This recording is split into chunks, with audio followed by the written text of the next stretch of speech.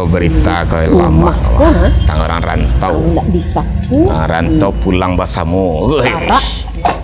Kami reo batang Geser. Woi, Roy, kau manga kaki udah gay na lendo gua. Lah jale orang menyapu. Iyo kan kita tahu lah orang baca. Ayo lah. Roy Ya kok. Allah. Alah mandi udah kok. Lah jam barari deh udah kok. Mandi aja di Roy kok. Dia tadi udah siap deh mah. Malu mandi bantu iko. Alah pakai parfum bagai. Ah itu nanti lupa dah. Itu kok bau nggak kurang sedikit mah. Boleh. Yaudah, dah.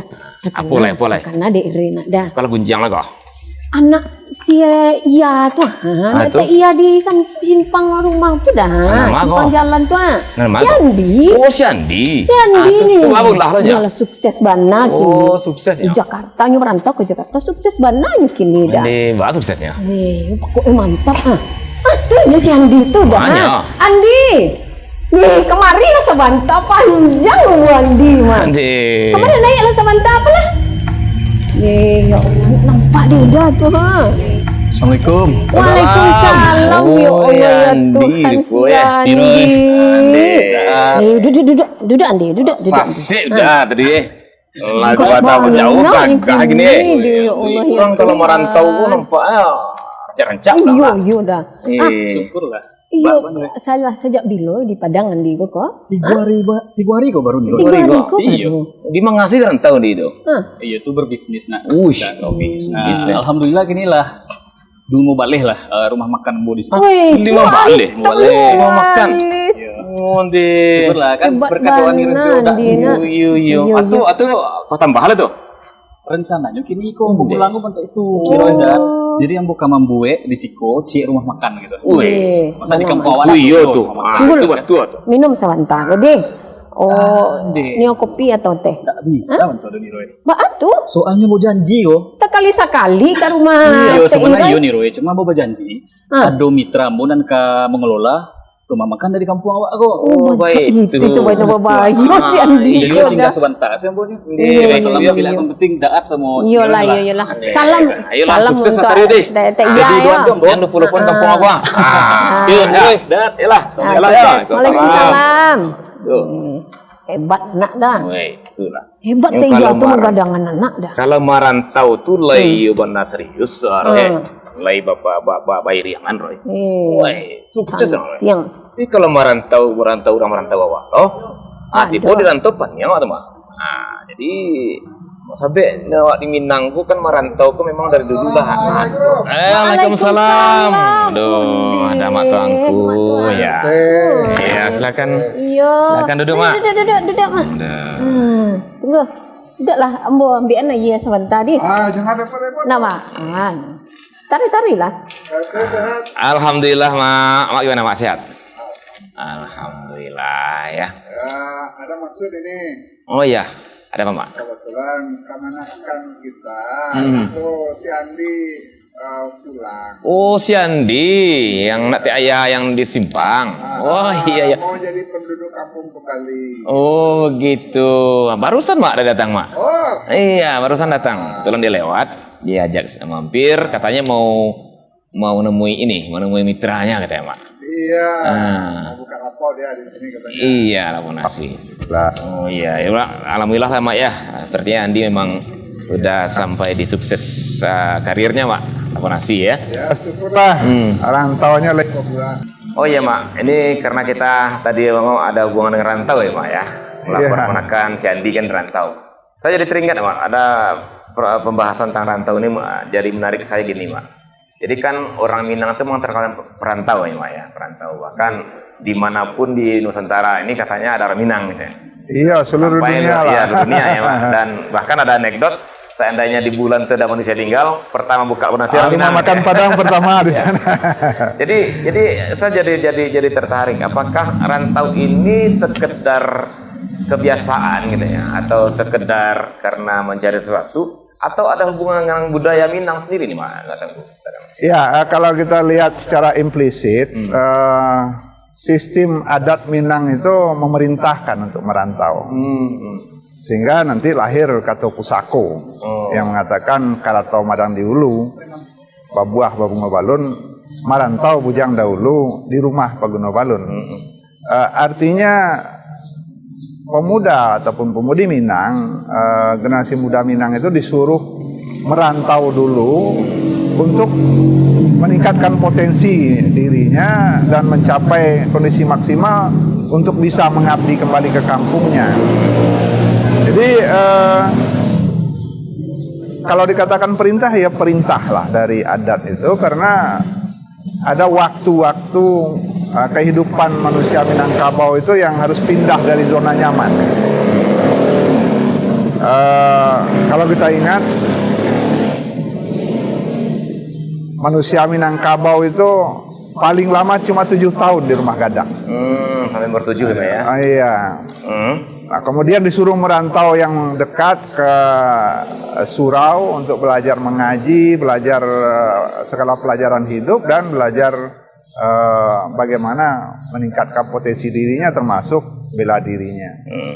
Artinya orang Minang memang diperintahkan oleh kulturnya, oleh budayanya untuk pindah dari zona nyaman untuk bisa meningkat. Oh, gitu ya. Iya, itu dari dari pelajaran khas Minangkabau yang berguru kepada alam. Alam Takambang jadi guru itu kan mengatakan benih padi itu tidak akan pernah berbuah kalau dia masih ada di persemaian. Benih apapun, kalau dia dipertahankan di persemaian, habis pun pupuk, habis pun waktu memeliharanya, dia tidak akan berbuah. Mungkin malah saling menyengsarakan sama mereka. Dia harus pindah ke sawah, harus pindah ke tempat lain untuk membuktikan potensinya itu bisa berkembang. Nah, itulah perintah merantau bagi orang Minang. Tapi merantau orang Minang bukan merantau untuk hilang, bukan merantau untuk pindah selamanya. Dia harus selalu ingat kampung halamannya, karena dia nanti akan diminta pulang ketika dia sudah berguna. Setinggi tawang bangau, balik ke Kubangan Juo. Nah, di sana barangkali bedanya merantau orang Minang dengan merantaunya suku bangsa lain, yang bisa saja mereka hidupnya selamanya di rantau dan tidak perlu lagi memikirkan kampung halamannya. Orang Minang itu merantau diharapkan atau dituntut suatu saat dia punya sumbangsih untuk kampung halamannya. Makanya Karatau Madang di Hulu Babuah Babu Mabalun itu bisa diartikan kato pusako yang merangkum perintah merantau itu untuk kembali berguna di kampung. Begitu barangkali Pak RT. Iya. Berarti kalau saya simak tuturan Mak Tuangku tadi, Mak ya, selama ini kan ada semacam asumsi gitu ya, bahwa merantau itu hanya persoalan ekonomi. Iya. Sehingga ketika orang Minang merantau, dihubungkan orang lah laki-laki tidak punya pusaka di Minangkabau, tidak punya modal di kampung halaman, ya. Dan sehingga untuk itu dia perlu merantau. Laki-laki tidak punya rumah gadang, yang harus merantau. Nah, tapi kalau saya lihat dari tuturan awak tadi, ini ada semacam filosofis adat ini, budaya, tentang pembentukan karakter jadi, Mak ya. Gitu, pembentukan karakter, pembentukan kepribadian. Nah, pertanyaannya kenapa harus merantau? Kenapa tidak bisa di apa aja, Mak, di kampung halamannya kan bisa juga dididik tuh karakternya, Mak. Kenapa harus merantau? Betul. Jadi merantau itu mungkin bisa kita perluas maknanya. Bisa saja merantau itu bukan merantau secara fisik, tapi merantau secara kategoris. Maksudnya begini, alamiah orang Minang itu awalnya hidup agraris, pertanian. Nah, ketika pemuda Minang atau bujang Minang itu melakukan sesuatu di luar kegiatan agraris, dia sudah merantau sebenarnya. Ketika dia belajar berdagang, dia tidak lagi mengandalkan harato pusako, dia sudah merantau. Atau dia mencari ilmu, menuntut ilmu, sekolah tinggi-tinggi, itu sudah merantau. Merantau dalam pikiran, merantau dalam bidang-bidang yang berbeda dari kondisi awal agrarisnya orang Minang itu. Kalau menurut saya, dia menjadi dokter, dia menjadi pengusaha, dia menjadi apapun selain dari kehidupan pertanian, dasar kehidupan orang Minang itu dia sudah merantau. Mungkin fisiknya dia tetap di kampung halaman, tapi dia sudah melakukan sesuatu yang berbeda dengan kehidupan dasar agraris Minangkabau itu. Barangkali itu yang harus kita perbaharui pemahamannya Pak RT. Iya.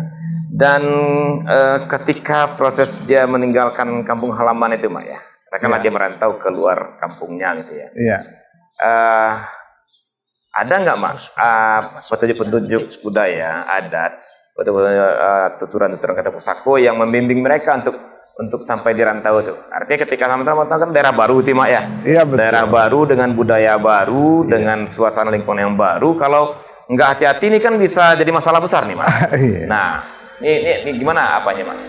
Iya, pendidikan Minang itu kan dijalankan dengan tuturan. Ya, kalau di rumah gadang mereka mendapatkan kabar, cerita, hikayat, tambo, yang isinya adalah petuah-petuah, kato pusako.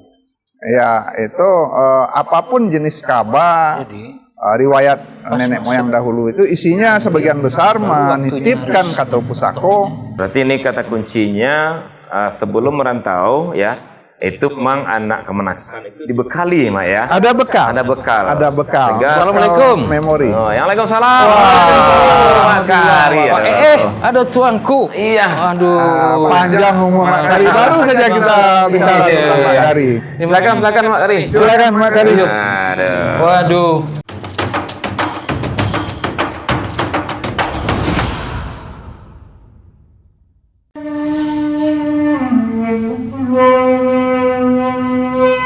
Di balun sabalun kuku di kambang saleba alam, alam tak kambang jadi guru, bumi jalani ado di dalam. Tuah cilaku nang taluki, dicaliak jomato batin, diambiak kauji paham, sinan kesayah maknanya.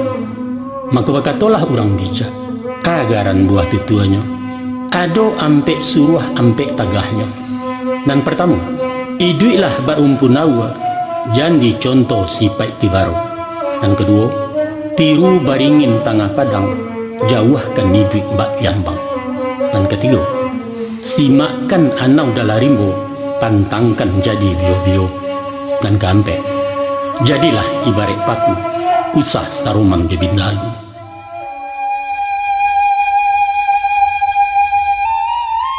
Nagari Minangkabau memiliki budaya dan adat istiadat dengan bentuk dan corak yang beragam. Salah satunya adalah kebiasaan menggelar petata petiti pada acara-acara tertentu. Petata petiti Minangkabau tersebut merupakan bentuk ekspresi lisan masyarakat Minangkabau yang umumnya dipakai dalam bahasa Minangkabau.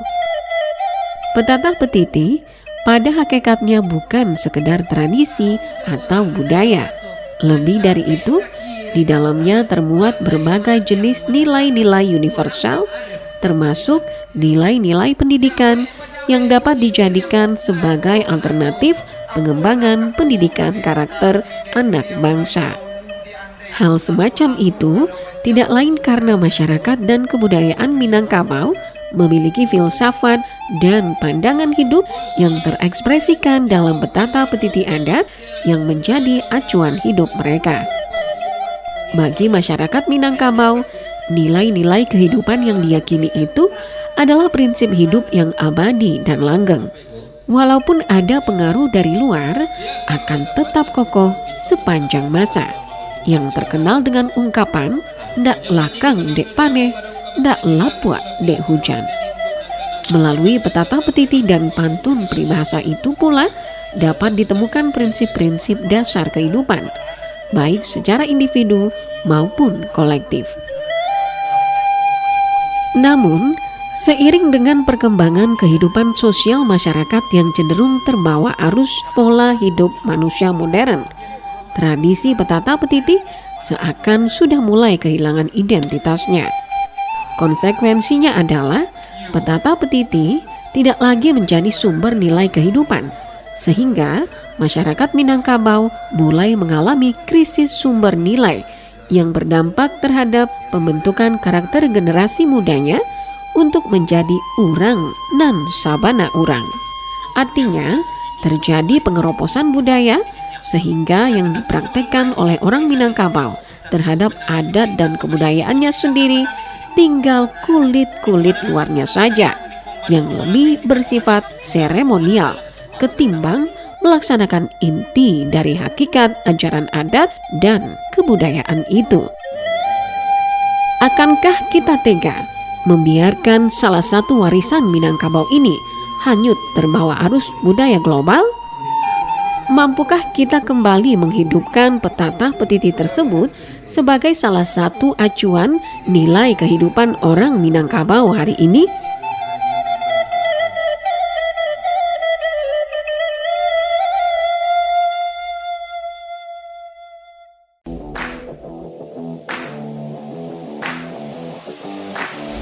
Emang susah sih olahraga tiap hari, secara kesibukan banyak banget.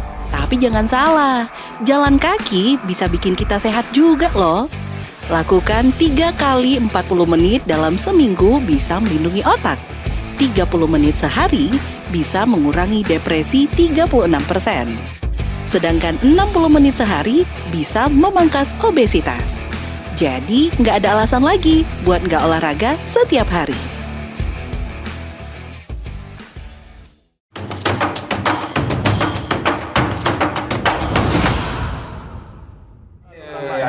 Silakan Mak Kari. Silakan Mak Kari. Aduh. Waduh, ambo cari kelapau tadi. Cari Mak Tuanku. Oh, cari Pak RT. Oh, iya, batu. Rupanya Pak RT di rumah. Masuk kemari, ntar agak Pak RT. Ambo rencana ada pakai lapo tadi, Mak Kari. Baru agak turun. Mak Tuan, masuk. Oh. Di bawah Sama tadi. laporan kemanakan.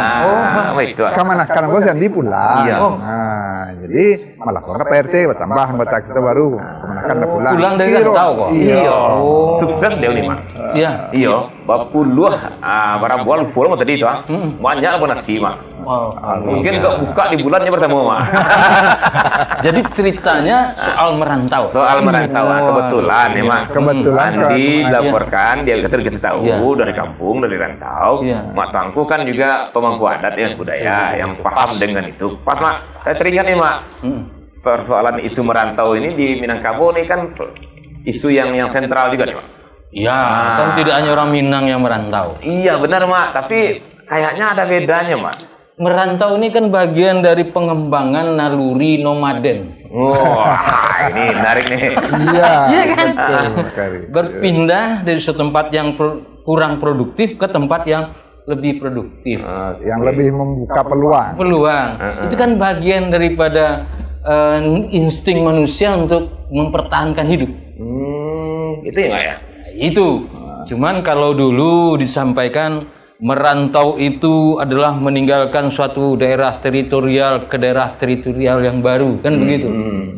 Cuman sekarang kan merantau itu tidak hanya persoalan teritorial, karena teritorial itu sekarang sudah meluas dan hampir menyatu. Iya. Ya, kata Nesbit, ini dunia ini sudah satu desa kecil. Desa kecil. Jadi melihat merantau Minangkabau ya harus diikuti dari cara berpikir seperti itu. Ya, sudut pandangnya harus Sudut pandangnya itu diperbaharui. begitu. Iya. Jadi pada dasarnya merantau itu bagaimana membuat seseorang itu bermanfaat untuk dirinya dan orang lain. Itu konsep yang menurut saya agak berbeda ya. Bedanya? Karena di Islam itu, di agama Islam yang menjadi dasar bagi orang Minang ini adalah bagaimana menjadi manusia yang bermanfaat bagi dirinya dan orang lain. Iya. Yang satu. Yang kedua, orang Minang itu terbiasa dengan tantangan berpikir apalagi. Aliko. Apoleko, akaba. Yang ketiga, orang Minang terutama laki-laki memang terpaksa merantau. Terpaksa ya? Iya. Nah, ini baru nih. Kalau tadi kan diperintahkan. Iya. Bahasanya. Ini terpaksa. Kenapa? Dia menikah tidak hanya dengan satu nagari saja. Bisa saja dia menikah dengan orang di lain nagari atau lain daerah yang lebih jauh. Oke. Kalau kasusnya itu, Mak ya? Iya. Terpaksa karena perkawinan. Perkawinan. Oke. Terpaksa karena mencari duit. Ekonomi. Oke. Ya. Jadi keterpaksaan itu sejalan dengan harapan dan naluri orang Minang yang biasa mencari sesuatu yang baru. Berbeda. Berbeda. Iya. Tidak mau jadi pengikut. Jadi orang Minang ini kan jangan diharapkan jadi follower. Dia pionir, Pak. Dia harus jadi pionir. Ya, tapi kalau saya perhatikan ungkapan Mak tuanku tadi, Mak, bahkan sampai ada kata pusako, gitu ya. Ada kata pusako yang setting anak muda itu untuk merantau, bahkan diperintahkan. Kerantau madang dulu, bawa balon gitu ya. Kerantau lah bujang dahulu, berarti kan mau diperintah dia, Mak ya. Di rumah Ya, diperintahnya juga. Tapi persoalannya diperintah tidak diperintah. Dia harus merantau. Dia merantau. Kenapa? Merantau itu tidak hanya di dalam kampung, berbeda nagari juga sudah merantau. Merantau, ya. Apalagi Berbeda pekerjaan juga sudah merantau. Artinya sudah sesuatu yang baru. Apalagi di daerah yang pusat perkotaan, Jakarta, Medan, dan yang lain-lain itu lebih menjanjikan untuk persoalan ekonomi. Oke, berarti lebih cenderung ekonomi, Mama ya? Ada dasarnya ekonomi itu. Tapi persoalannya sekarang tidak hanya persoalan ekonomi merantau itu. Orang terpaksa merantau karena diterima di perguruan tinggi yang terbaik di luar daerahnya. Iya. Pendidikan berarti. pekerjaan tempat baru. Pekerjaan yang baru. Iya. Itu kan sesuatu yang membuat orang terpaksa. Oke. Harus merantau. Nah ini Mak, karena Mak sudah membuka nih keluar Minang Nah, ya. saya mau bantah sedikit Mak Kari. Iya, silakan Mak. Mak Kari mengatakan terpaksa, saya mengatakan memang begitu setting masyarakat Minangkabau itu menyalurkan naluri tadi Mak Kari. Naluri untuk mencari sesuatu yang lebih potensial itu dibuat tidak nyaman di tempat asalnya, sehingga keterpaksaan itu menjadi naluri bersama untuk mencari yang lebih baik. Ya kalau cerita Mak Kari kan orang Minang itu berguru ke alam. Kalau di persemayan terus ini bujang ini tidak akan berbuah ini, harus pindah ke sawah. Iya, karena nalurinya itu dia tidak akan mau di persemayan, Mak. Nggak mau. Terpaksa dia keluar. Dia harus memaksa diri dia keluar gitu ya. Cari alasan dengan pendidikan, cari pekerjaan dan segala macamnya itu. Jadi persoalannya naluri, disuruh tidak disuruh, dia akan keluar.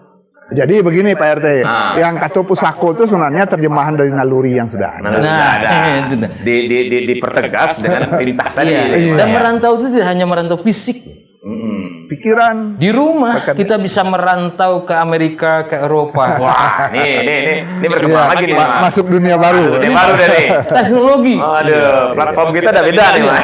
Merantau itu untuk cari tahu. Iya. Yang lebih banyak tahunya. Lalu pakai ini Mak ya? Oh iya sih, salah satu mencari tahu. Saya tadi siap berbisnis merantau, dengan itu juga dari rumah saja. Jadi konteks merantau saat ini memang harus diperluas dan jangan hanya terikat harus merantau fisik. Oke. Ini merantau pikiran, merantau metodologi. Apa ya? Penjabaran dari definisi merantau nih, Mak. Iya. Tapi kalau kita coba, Mak. Kita coba membatasi bukan membatasi ya, arti tadi dulu nih. Ketika merantau, memang meninggalkan kampung dan berada di perantauan orang. Ya. Saya lihat sekarang ini Mak, atau Mama sendiri. Saya yakin Mama sebagai pemerhati ini ya, pasti paham bahwa saat ini ketika dia merantau, ada sebuah pergeseran nilai dari nilai-nilai keminangkabauan gitu ya. Iya. Nah, artinya contoh Mak. Kalau di kampung orang masih memang mama, ya kan. Sampai di rantau sering mengunggul, itu mamanya. Di kampung masih memanggil abah, ama, ayah. Di kampung dia di rantau orang banyak manggil dedi, mami. Setelah ditelusuri, kampung mana? Minang. Nah, ini kan sebuah Ya itu saya katakan tadi, merantau ini ada keterpaksaan kondisi. Pada saat itu ada pergolakan politik di Sumatera Barat yang notabene adalah orang Minangkabau itu. Ya, dia harus PRRI misalnya. Tahun 1959 sampai tahun berapa itu, beberapa tahun sampai tahun 70-an itu masih terasa bahwa orang-orang yang punya pengetahuan tentang keminangkabauan maupun yang tidak punya pengetahuan tentang Minangkabau harus keluar dari daerahnya. Ya, di situ ada yang keluar daerah seperti ke Indonesia Timur dan yang lain-lain itu sebuah keterpaksaan. Nah persoalannya tadi, ketika mereka merantau pada saat itu, dia masih punya modal yang diberikan oleh nenek mama dan lingkungan sosialnya tentang nilai-nilai Keminangkabauan. Seperti yang Pak bilang tadi, Mak ya. Lagi ajaran. membawa bekal dia. Ada. Persoalannya ketika dia harus berjuang untuk hidup Ya. di tempat orang, anggaplah di Indonesia Timur misalnya. Dia bujang, lalu menikah di situ, berusaha di situ. Usahanya cukup untuk dia dengan keluarganya, tidak terlalu berlebih, dan itu banyak. Buka lapau nasi, Iya, seperti Andi dah. ya, buka lapau nasi. Ya. Ada yang satu, ada yang dua, tapi mereka bisa bertahan hidup di situ. Persoalannya, ketika dia menikah dengan orang yang bukan orang Minang, dia punya anak, dia ingin anaknya itu mewarisi nilai-nilai Minangkabau. Persoalannya di situ. Ketika dia mau bertanya, mungkin bisa lewat telepon, tapi tempat bertanyanya sudah tidak ada, karena generasinya sudah habis. Kitab kalau hilang, guru lah mati. Itu. Ketika dia harus membawa anak istrinya pulang ke kampung, jauh dan mahal. Ini persoalan. Jadi harus saya berharap perantau itu menjadi duta-duta kebudayaan Minangkabau. Wah, ini luar biasa nih, Mak. Kalau duta tentu ada persiapan nih, Mak ya. Nah sayangnya sebagian besar kita melihat perantau itu dari sejauh mana kontribusi materinya Untuk pulang. untuk pulang. Iya. Ini yang ketika mereka habis generasinya, mungkin mereka berhasil bisa membawa pulang karena masih ada nilai-nilai Keminangkabauan harus baguno. Iya. Penuh di kampung. Ketika generasinya habis meninggal, apakah masih mungkin itu mereka akan berkontribusi ke kampung? Karena mereka sudah berjarak dan tidak terlalu kenal dengan kampungnya. Oke. Jadi perspektif ini harus kita sama-sama, termasuk pemerintah, melihat perantau, jangan hanya melihat bagaimana dia berkontribusi materi terhadap. Iya, saya teringat cerita pendahulu sebelum masa Banggola itu, Mak Kari. Kalau kita telusuri, para perantau Minang dulu itu bukan untuk kontribusi ke kampung dulu, dia kontribusi di tempat dia hidup itu. Katakanlah Raja Malewa, Raja Bagindo yang mendirikan kota Manila, atau Syekh Ahmad Khatib yang membesar Masjidil Haram, dia besar di sana. Kebesarannya itu yang kemudian mengalir ke kampung halaman kembali. Iya, itu dia termasuklah kepada mamangan adat itu. Dia Budima bumi dipijak, di situ langit dijunjung. Tapi tidak cukup itu. Kalau di mana bumi dipijak, di situ langit dijunjung, itu konsep orang yang berjalan-jalan. Adaptasi saja. Konsep orang berjalan-jalan. Orang berjalan-jalan kemana-mana. Iya. Tapi orang Minang mengikatnya dengan ini. Dima bumi dipijak, di sinan langit dijunjung. Dima air disawa, di situ rantiang dipatah. Di mana kamu mencari penghidupan, maka kamu harus pelihara lingkungan, karena lingkungan itu yang akan menghidupi kamu. Lingkungan itulah yang menjadi saudara utama kamu kalau ada apa-apa tentang kamu, bukan orang di kampung. Iya. Membesarkan rantau itu juga tanggung jawab, begitu? Ya. Tanggung jawab. Nah, ini Mak menarik, Mak. Konsep alamnya di situ. Jadi alam takambang jadi guru, alam itu alam gaib dan alam nyata. Di mana-mana pun Minangkabau kalau konsepnya alam. Iya. Itu. Jadi kontribusi kita terhadap alam itu memang bermanfaat. Tidak harus di kampung, tapi bermanfaatlah dulu. Nah, ini tentu akan berbasis kepada modal-modal yang dibawanya merantau tadi kan, Mak ya. Nah, kalau dia diiringi dengan modal-modal sosial, modal-modal spiritual gitu ya. Nah, ini kasus lagi nih, Mak. Kita lihat hari ini, Mak. Ya, mohon maaf ya karena Saya mau ke masa lalu sedikit. Kita kenal ada 3 datuk. Menjawab pengulu itu. Iya. 3 datuk, Mak Kari, di Sulawesi itu. Datuk di Tiro, Datuk di Bandang, Datuk Patimang. Itu bekal apa yang dibawanya dari Minangkabau sehingga seluruh Sulawesi sampai sekarang merasa mereka lah yang Islamkan Sulawesi. Bukan uang pasti dia yang dia bawa, Pak. Jelas tidak. Pusako juga tidak. Tidak mungkin laki-laki membawa pusako. Ya. Jadi ada sesuatu yang dibawa dari kampung itu untuk membesarkan rantau dan dia besar di situ. Apakah itu? Nah, ini Itu dia sako. Sako dan Itu pusako. Nilai-nilai itu. Jadi ini yang perlu kita inikan lagi. Pertama, bagaimana membina keberlanjutan pewarisan nilai-nilai Keminangkabauan di perantauan. Ya, iya. Itu penting. Nah, sejauh apa kontribusi kita di kampung, di ranah? Baik itu masyarakat yang di ranah termasuk pemerintah ini. Apa kontribusinya terhadap? Tapi kan di pemerintah kalau ada apa rantau. Dulu ada biro rantau, tapi urusannya lebih banyak persoalan bagaimana kontribusi memanfaatkan materi daripada perantau. Ya. Saya ingat Mbak Kari, ketika Bung Hatta atau Tan Malaka itu akan merantau sekolah ke Belanda itu, sekampung orang Bayua beriur. Baik. Barulah dia jadi tokoh di Eropa itu. Ya sekarang tidak punya memodali orang merantau, tiba-tiba kalau udah berhasil kamu ndak mau. Waktu di kampung ada kenal ya Pak ya. Itu dia buru. Pas lah sukses di rantau. Gadang surang ya.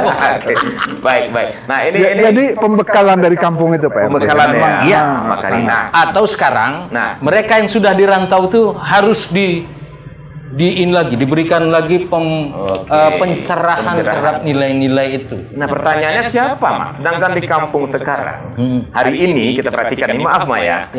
Maaf, saya sitir nih istilah Makari yang biasa saya dengar bahwa ini Oma kehilangan panggung itu umpamanya. Ini Oma kehilangan panggung, tempat untuk mendidik anak-anak itu sudah katakanlah sudah sangat minim. Kalau dulu ada surau, ada galanggang, ada sasaran untuk mendidik anak-anak. Hari ini itu semua nggak ada. Surau beralih ke sholat saja, detik gitu ya. Kemudian sasaran sekarang prestasi kan ya. Nah, sedangkan di kampung halaman seperti itu, apalagi di rantau. Nah, pertanyaannya gimana kita mau mengembangkan? Ya orang Minang tidak pernah kehilangan akal. Oke. Yang sekarang kehilangan itu kemauan. Wah, ini dibilang masukan entah lecutan nih, Mak ya. Kenapa saya katakan? Kalau mau ada teknologi. Sepakat itu Pak Kari. Jadi Pak RT sebenarnya ada, tapi tidak banyak. Sebahagian katakanlah guru adat kita itu mencoba memasuki dunia baru itu. Dunia baru ya. Maratua Parbati dia punya YouTube, dia punya rekaman dulu dari Balerong Group, masih ingat Pak Kari? Ya Mak Tuanku sendiri saya tahu ada channel juga. Sebatas kemampuan diusahakan juga. Jangan dibiarkan. Saya tahu kalau Mak Tuanku, saya tahu dia punya channel sendiri ya. Tapi itu bagus tapi tidak cukup. Ya. Terlalu sedikit kalau satu-satu. Jadi kenapa tidak di-manage potensi orang rantau bagi yang punya materi kecukupan, lalu mengendorse orang kampungnya, membiayai sebuah channel. Ambo enggak menolak itu. Ambo satu tuh, Mak. Ambo satu tuh. Saya ndak ambo ribet satu, Mak. Ambo setuju tuh. Jadi kenapa bisa membangun rumah miliaran? Ya. Untuk 1-2 orang bisa membangun rumah gadang miliaran. Kenapa? Ya kenapa tidak? Itu fisik. Nah kalau seandainya anak kemenakan yang sudah kuliah dan melek teknologi ini, kita dorong membuat sebuah channel, lalu dibiayai. Nah kembali lagi saya pikir gini, Mak. Sebuah katakanlah terobosan itu pasti berawal dari sebuah keinginan. Mak bilang tadi, kalau ada keinginan. Sebuah keinginan pasti berawal dari sebuah rasa memiliki, rasa dekat. Ya. Nah, ketika kita pertanyakan ya, apakah anak menekan kita di perantauan sudah sampai di tingkat rasa memiliki kembali ranah Minangnya, cinta ranah Minangnya, atau bagaimana? Ada rumus Pak RT. Nah. Ini enggak tahu mau kondak. itu yang kita maksud. Ya, Ari gak angin.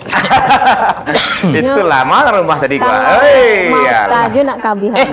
Onde kok kalabihan nih Roy. Kok tambah lama cerita kok, Mak. Alun diminta lah lagi diagiahnya. Itu kelebihan. Kalau mau tahu takariang, saya mama. Batu sanang perte. Baturunan tadi, Mak. Iya. Alun tak kira tekan tuh basah nama. Sehat sih mama. mak kau. Alhamdulillah. Cuma nggak batuk Ste. Iya, nanti bisa Kalau minum. Gulanya lagi kurang. Minum lah. Makasih dah. Terima kasih banyak, Roy. Nah, boy itu lo mak, ya, karena mak. Patrik sayang PT. Nah, boleh. Apa betul. Jadi itu mak. Cak, minum Oh, lama. jadi.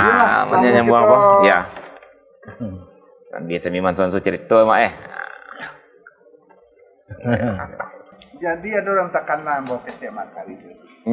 Kok turun ke manakan di rantau itu mak endorse wilayah kajian adat kan? Iya. Dulu ada cerita Minangkabaulogi kan, mama menantiangi Japanologi kan. Iya. Tapi hilang dah bikin rindu. Iya. Kemudian bukan hilang, coba harus merubah bentuk ya. Merubah bentuk ya. Ya. Kebudayaan itu menurut Ambo itu sebuah energi. Ya. Betul. Tapi Energi. ya saya kembali ke gantung pembicaraan kita tadi, Mak. Saya yakin sekali, Mak. Terus terang, ini kasus pribadi mungkin teman saya, enggak teman ya. Dia kuliah di ekonomi, Mak. Ya. Dia bekerja bukan di Dinas Kebudayaan. Ya. Tapi dia suka sekali bicara masalah adat. Kenapa? Karena dia merasa ketika dia tersentuh dengan kata-kata pusako adat Minang, dan dia merasakan indahnya kata pusako itu, indahnya tradisi Minang, sehingga timbullah rasa cintanya, rasa sayangnya, dan sampai hari ini dimanapun ada hal-hal yang bersifat keminangkabauan, dia akan kejar.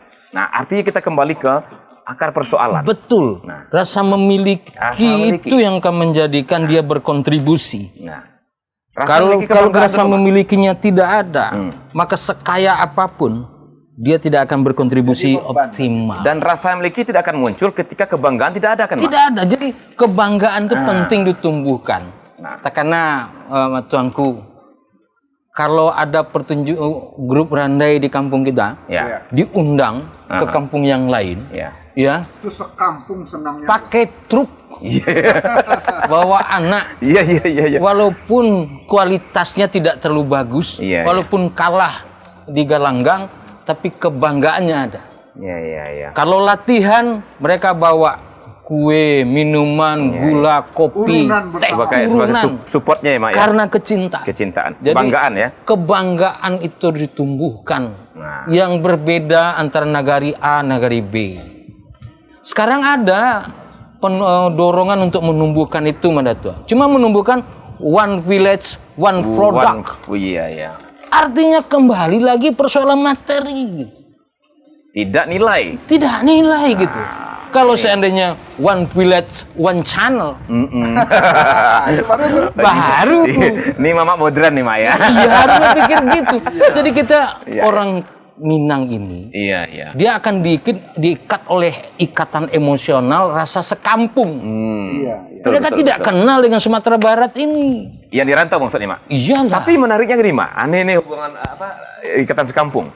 Saya selama ini berjalan kemanapun, Mak ya, di luar Sumatera Barat, tidak pernah saya temukan ada kampung bernama Kampung Minang. Tapi sementara Mak bilang ikatan itu dan itu memang terbukti. Kemarin ketika Lebaran, IKM itu mengkoordinir pulang Pak Samuel itu luar biasa banyak memang. Kalau kita tahu tinggalnya nyebar di DKI itu, ya kan. Nah, ini ada apa ini, Mak? Nah, ini. Itu ada di situ, oke lah, show of force ya.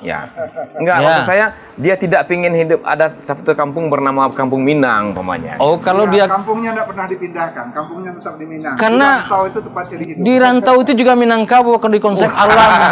Iya, rantau. Iya kan? Oh, itu ya? Iyalah, kan alam. Oh iya. Kenapa dia harus bikin kampung di alamnya sendiri gitu?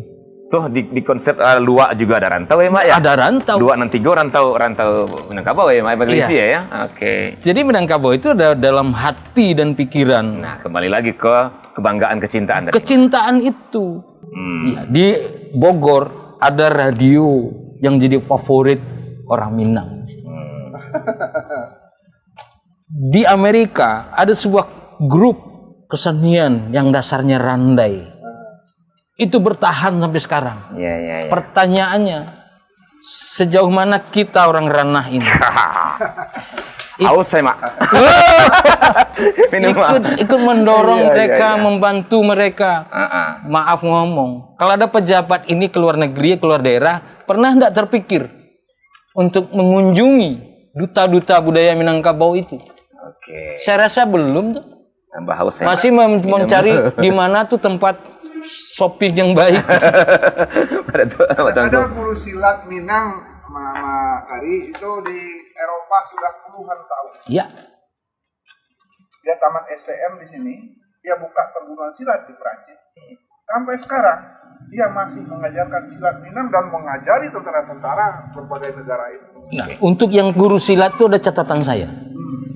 Sebaiknya ada aturan.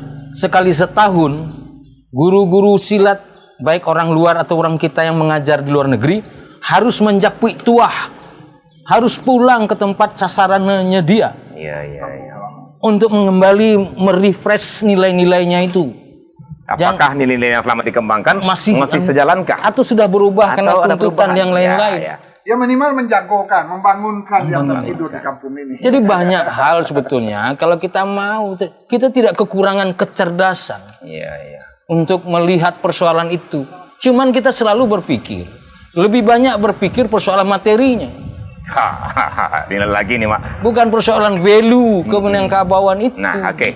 Bicara itu, Mak, kita ada sampai di apa sepertinya di sebuah titik terang.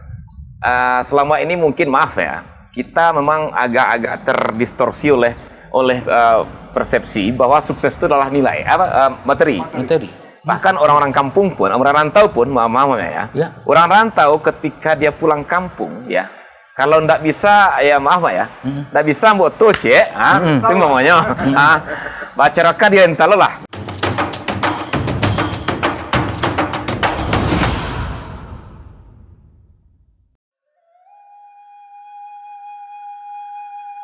Rumah Gadang Kajang Padati adalah rumah gadang di Minangkabau yang tidak memiliki atap berbentuk gonjong, melainkan mengadopsi bentuk atap padati yang berupa atap pelana, tetapi melancip di ujung-ujungnya.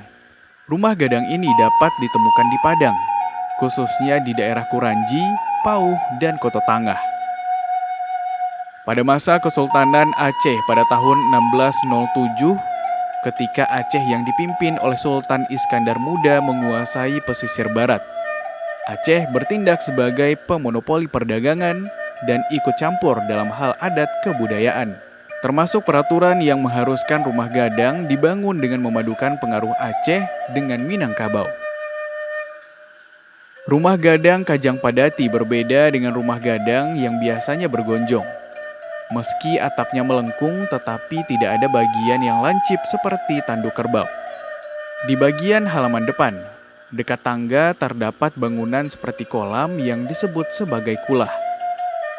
Secara filosofi, keberadaan kulah yang dulu berisi air yang dipergunakan untuk mencuci kaki sebelum masuk rumah adalah sebagai pelambang penyuci jiwa dan pembersihan diri. Di bagian depan rumah, ada sebuah ruang terbuka yang disebut serambi. Antara serambi dan ruang tengah dihubungkan oleh pintu yang merupakan pintu utama bangunan rumah. Ruangan ini dulunya digunakan sebagai tempat kumpul dan bermusyawarah. Pada bagian lantai yang tepat berada di depan pintu, terlihat adanya bagian lantai yang memiliki celah memanjang, yang berfungsi sebagai tempat mengalirkan air ke tanah ketika memandikan jenazah anggota keluarga di atas rumah. Dari ruang tengah menuju ke ruangan dalam atau ruang keluarga, memiliki atap yang tinggi sehingga kesan luas begitu terasa. Ruangan ini memiliki beberapa ruangan yang masih digunakan sebagai bilik atau kamar. Rumah gadang Kajang Padati merupakan salah satu warisan budaya bangsa Indonesia yang saat ini keberadaannya hampir punah dan kalah pamor dengan rumah gadang Bagonjong di wilayah Dare. Pada masa sekarang ini, masyarakat Kota Padang sudah jarang membangun rumah gadang Kajang Padati sebagai tempat tinggalnya dan cenderung membangun rumah yang lebih modern. Kondisi demikian berakibat pada semakin sedikitnya rumah gadang Kajang Padati dari segi jumlah di Kota Padang. Apabila tidak ada lagi pembangunan kembali dan upaya untuk pelestariannya, dikhawatirkan suatu waktu nanti rumah gadang Kajang Padati sebagai kekayaan kesanah budaya masyarakat Minangkabau di Kota Padang tidak ditemukan lagi atau hilang dari peredaran. Padahal keberadaan rumah tersebut dengan sendirinya merefleksikan kehidupan sosial budaya masyarakat pendukungnya.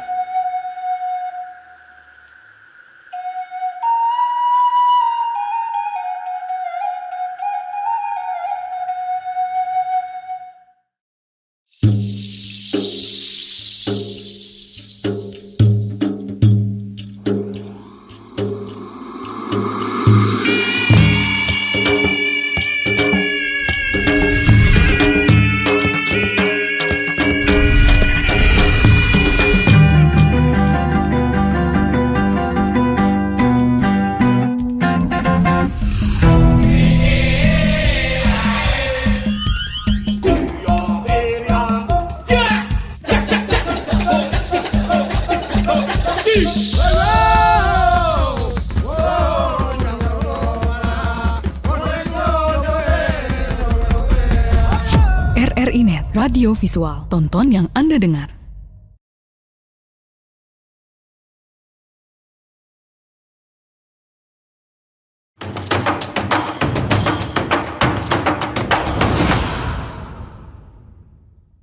Oke, Mak. Ini saya mau coba nih, ada pembicaraan kita ini kita mengkerucut, ada persoalan mendasar kelihatan bahwa ternyata yang jadi orientasi kita selama ini adalah materi.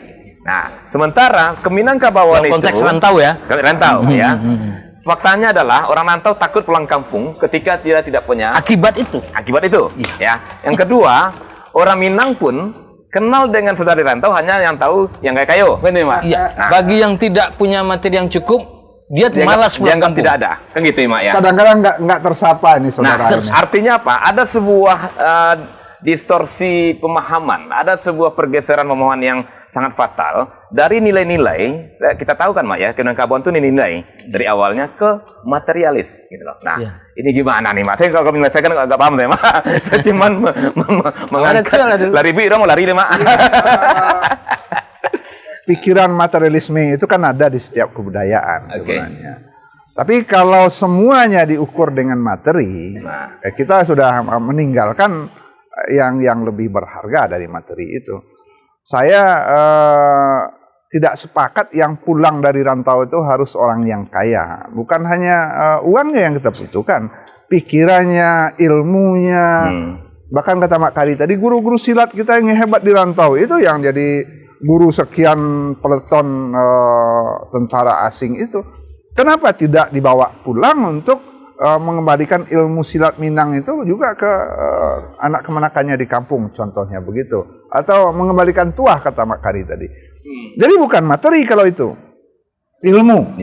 Ya, kalau orang mengatakan kenapa Indonesia tidak melahirkan penerimaan Nobel, kenapa tokoh-tokoh kita yang besar di dunia luar itu tidak dibawa ke kampung?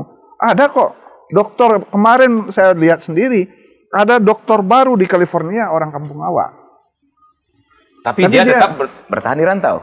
Dia sudah diikat orang di sana, karena dia dibiayai dengan beasiswa dari sana. Kebetulan tidak dari beasiswa dari kita. Nah, jadi saya sepakat yang akan kita harapkan dari rantau itu bukan hanya materi. Materi iya juga lah. Iya, pastilah. Ya, tapi bukan hanya itu. Ada yang lebih besar, ada yang lebih luas dari itu. Nah, bagaimananya lagi? Nah, itu dia. Ya, kita kan makhluk materi. Betul. Kalau tidak kelihatan hantu gitu ya. Tapi kan materi tidak segalanya, kan ini persoalannya, Mak. Artinya materi itu terlihat. Terlihat ya. Oh, maksudnya gitu ya. Kan gitu. Iya. Betul. Materi itu terlihat. Nah, materi itu wajib karena kita juga makhluk materi. Di agama pun kita tidak bisa menjalankan syariah agama kalau tidak ada materi sebagian itu sebagian besar. Tidak ada materi, kita tidak bisa melaksanakan perintah agama, infak, sedekah, naik haji. Artinya kalau gitu kita tetap berupaya, orang Minangkabau ini di perantauan dia full materi, tetapi dibarengi dengan nilai-nilai sama dengan badan kita ini. Nah, badan kita ini materi, hanya alat. Ya, tangkap saya. Cerminan dari apa di dalam diri kita ini. Pas itu ya. Kita berbicara, berbuat, berperilaku cerminan apa yang ada dalam hidup. Inilah value. Yang di dalam itu Mak ya. Iya, itu dia. Yang lain menunjukkan yang batin. Nah, sekarang persoalannya, oke lah. Dunia sekarang materi itu lebih mengemuka. Silakan. Tapi juga harus diiringi dengan penguatan nilai-nilai.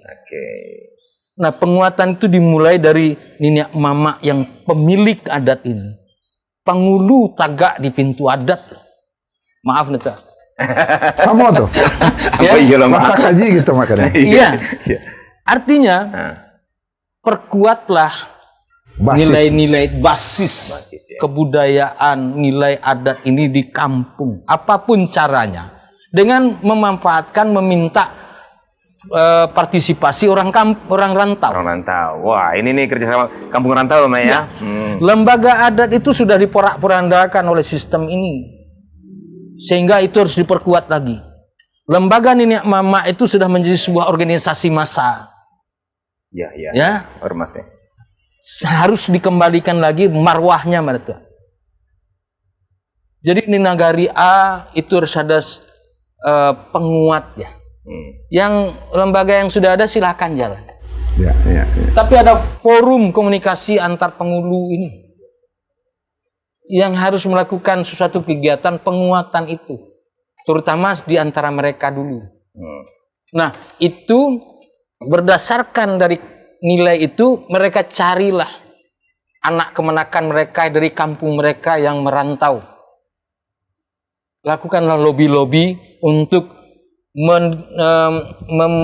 membagikan, mensosialisasikan nilai-nilai yang sudah dibenahi ini. Contohnya di kampung ini, apakah sudah ada kita tuliskan apa saja yang tata cara meminang misalnya? Lalu siapa yang terlibat dalam pinang meminang? Laki-laki kah yang datang, perempuan kah yang datang? Apa yang dibawa? Minimal apa yang akan dibawa di situ? Kalau Syria di Carano seperti apa? Jangan sampai mengundang orang mengganti Syria dengan permen. Itu pelecehan menurut saya. Artinya ada sebuah gerakan bersama ini Mak ya. Ya, dimulai dari nagari masing-masing. Dari nagari masing-masing. Iya, kembali ke jati diri itu seperti cerita kita sering dengan Pak RT. Yo agak karuh haya di muaro, tapai jajak kaulu. Itu nambah balik benagari itu. Iya. Mencari mata air jernih itu di mana? Ini yang harus dikerjakan lagi. Nah, mencari mata air jernih ini tadi Mak Kari menggambarkan, ya kita melibatkan stakeholder yang di rantau ya di kampung. Dan mengembalikan mata air jernih itu barih balabeh nagari kah namanya, tingkok nagari kah namanya, pasupadan adat kah namanya, apapun yang pernah ada di nagari itu yang kita anggap baik dan nilai yang bagus. Inventarisir lagi kekayaan nagari itu dalam tanda kutip, juga sile yang pernah ada di situ. Betul. Apa saja, siapa saja, dan yang lain-lain gitu. Oke, artinya ketika itu sudah terjadi, maka inilah akan mengimbas ke rantau kembali Mak ya. Ini perlindungan dulu terhadap nilai ini. Lalu setelah itu baru kita sampaikan. Kita perlu mensosialisasikan nilai ini melalui media ABC. Itu yang tadi. Termasuk yang tadi itu. One Nagari One Channel. One Nagari One Channel. Kalau labas kalau sudah ketemu mata air jernih itu baru kita perkenalkan. Ini mata air jernih. Artinya kalau One Nagari One Channel, orang rantau pun bisa bergabung per nagarinya. Jadi ringanlah kerja pemerintah provinsi ini. Karena mereka orang rantau sudah dibina oleh masing-masing nagarinya. Itu yang cuman perlu orang pemerintah ini karena dia punya uang ya. Dia perlu melakukan pembinaan kepada ikatan rantau Minang dimanapun di seluruh dunia ini dengan memanfaatkan penghulu tokoh-tokoh adat yang di nagari itu. Misalnya nagari Kamang misalnya. Pemerintah setempat memfasilitasi orang Kamang, penghulunya itu untuk pergi ke sana. Jangan sampai karena kita yang punya uang hanya kita suruhlah membina adat di negeri perantauan itu, kepala bidang, kepala dinas yang tidak mengerti soal apa yang akan dibina. Itu kan jadi sio-sio gitu. Boleh aja lah Pai. Iya. Tapi kan ofisialnya lah. ofisial. yang kafilahnya Oh, ini. benar, Pak. benar. Siapa ya, Pak? Jadi yang kafilahnya pengeluh-pengeluh ya, Pak ya. Perguruan tinggi juga bertanggung jawab. Iya. Oke. Baik. Ngangkat kudo pacu, kok tentu kudo pacu. Kudo pacu. Kudo perancas sawah gitu suruh pacu. Kalau syarat mengajarkan, serahkanlah suatu kepada ahlinya ya, Pak ya. Kalau kembali- tidak, tunggulah kehancuran. Yang paling penting ada niat baik. Iya. Kita masih berniat baik nak mewariskan nilai-nilai baik ini kepada anak cucu kita. Iya. Kalau tidak kita lakukan, maka tugas kita sebagai khalifah itu sudah cacat. Karena tidak mampu mewariskan nilai-nilai baik kepada keturunan kita. Saya kalau ngobrol sama Mak Kari ini, Mak, sering pas dingin dengan saya, Mak. Judgementnya nih, Mak. Nggak sia-sia. Kari itu kan kori. Kori ya. Kori itu ahli membaca. Ahli membaca ya. Membaca alam yang tersirat, tersurat, dan tersuruh. Oke. Itu mudah-mudahan ada Ya, satu ya. program nanti ada MUBES Ikatan Perantau itu dilaksanakan di Sumatera Barat ini. Ya, untuk berbagi pemikiran-pemikiran bagaimana kita bersinergi, berkolaborasi untuk menghidupkan kembali nilai-nilai dan membuat persatuan itu persatuan yang positif untuk pewarisan nilai. Baik, termasuk di perantauan ya, Mak ya. Ini bisa diundang kemari. Iya. Mudah caranya. Kirim undangan ke situ. Dekati pemerintah setempat, mereka akan dibiayai di situ, kita membiayai di sini. Kalau soal itu jago lah orang pemerintah itu. Bagaimana menyusun anggaran itu. Persoalannya satu aja, mau ndak? Kita balik resinan ya, Mak ya. Baiklah, Mak. Ini cerita kita ini sepertinya makin lama nih makin hangat ini, Mak ya. Tapi itulah, Mak. Ya tanggung jawab Pak RT lah lagi membawanya ke tingkat RW. Ya, Pak RT ini kan bagian pimpinan terendah ini dalam pemerintahan ini.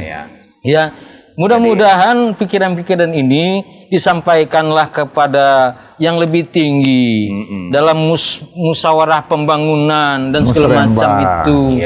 Sehingga tidak hanya musyawarah pembangunan itu hanya persoalan pembangunan fisik yang berujung keuntungan materi gitu. Tapi juga penguatan nilai-nilai. Iya, itu dia. Juga, Mak, mungkin rekomendasi kita nih untuk dunia pendidikan perlu juga ya, Mak ya. Semuanya sepanjang kita mengaku sebagai khalifah, maka wajib mewariskan nilai baik. Ambo kat izin tagak lu makanya. Tadi melapor kemanakan si Adi lah pulang. Iya. Jadi itu pulang dari rantau lah sampai orang tahu kita beli negara. Iya. Jadi Pak RT pamit Ambo. Ada itu dong. Nah, saya yang lah kami. Saya Saya yang lah kami. Atau tinggal saya boleh. Ya di rumah surang tinggal ya. Di kawani lu deh iro itu. Iya. Insya Allah dong. Kawani lah RT karo ya. Tak lo tetanggah dan mau Mak ya. Kasihannya ayo.